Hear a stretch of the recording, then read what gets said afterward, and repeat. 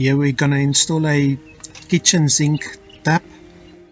I decided to use paper tape. It's easier to mark on where you're gonna fit the tap, and you can move it around on it and get the correct position where you want to install it, and then use a pencil to mark around the bottom.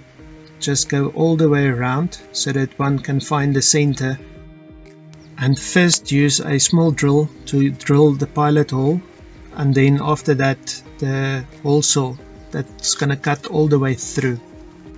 After marking the base, one can turn the tap around and look at the inside diameter of the tap.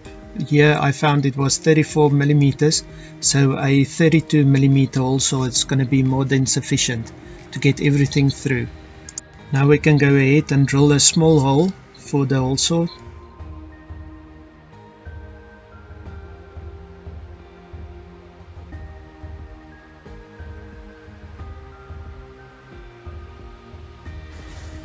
This is the hole saw that I choose to use. We use this to cut through a lot of DB boards and never had a really tough time cutting through the toughest steel.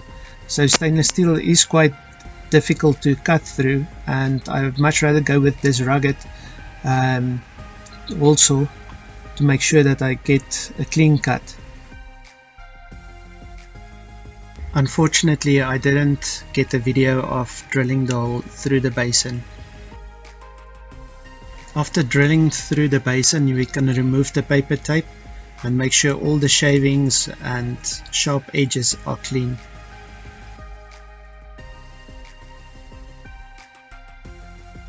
We can prepare the tap now before we insert it through the hole. What we've got here is the anchor bolt. Underneath the tap, you'll find the cold water hole, the anchor hole and the warm water hole.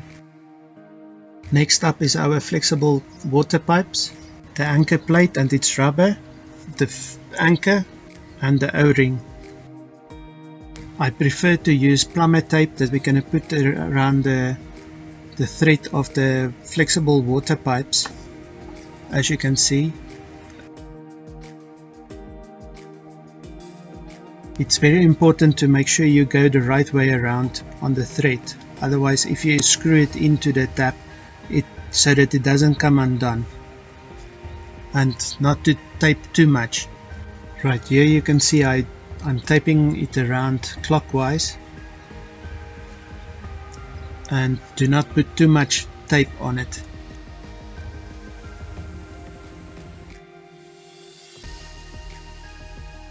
Also make sure the hole is not covered by the tape. We can screw this into any of the holes. It doesn't matter if it's the hot or the cold water, that we'll figure out later.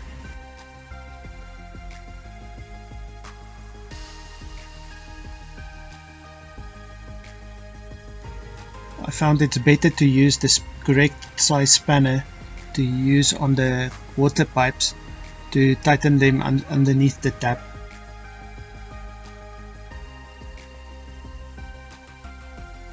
Just torque it a little bit, don't go too far and damage the seal. Now we can go ahead and do exactly the same with the second flexible water pipe, and tape it, and then also screw it in at the bottom and tighten it with the spanner.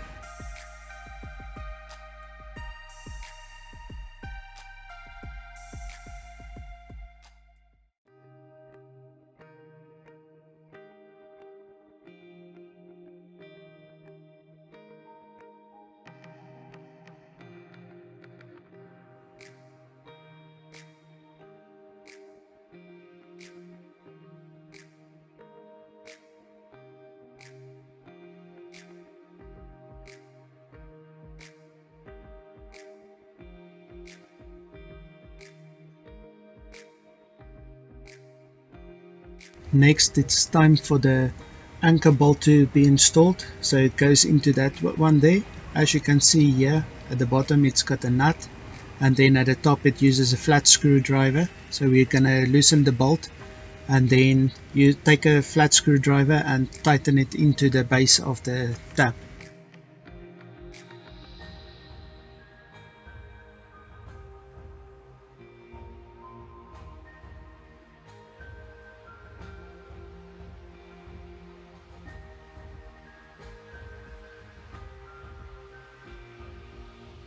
You can go ahead and tighten the bolt as tight as you can, because this is what's going to keep the tap in position and secure. Now we're putting the O-ring. This prevents water going through the hole downwards into the cupboard and prevent water damage to your cupboard. So it's just good to put it in there and make sure it's got a snug fit inside the inside diameter.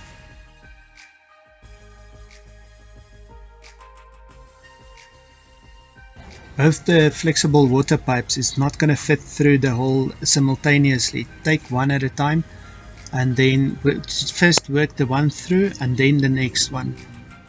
Make sure the O-ring is in position and then it's ready to place the tap over the hole, making sure the O-ring stay in position.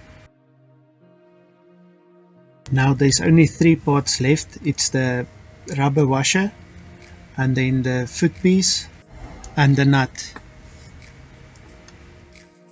Now at the bottom, the rubber washer must go in first, then the foot piece, and then the anchor nut. Here you can see me trying to get the foot piece and the foot piece rubber in first, and then we're gonna do the nut.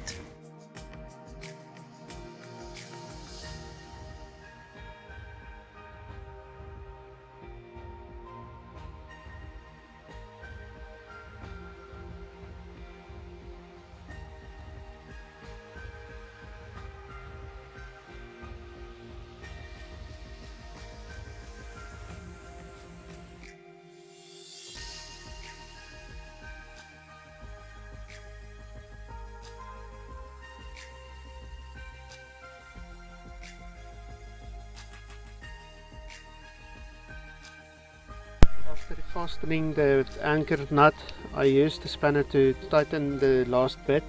Do this thoroughly.